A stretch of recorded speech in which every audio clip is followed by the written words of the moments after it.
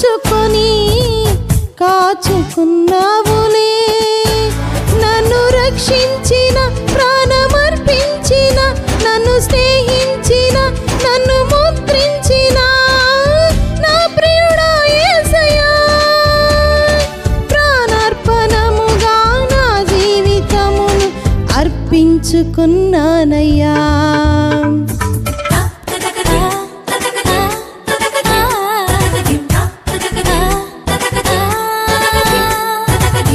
అక్షయుడా నా ప్రియ యేసయ్యా, నీకే నా అభివందనం.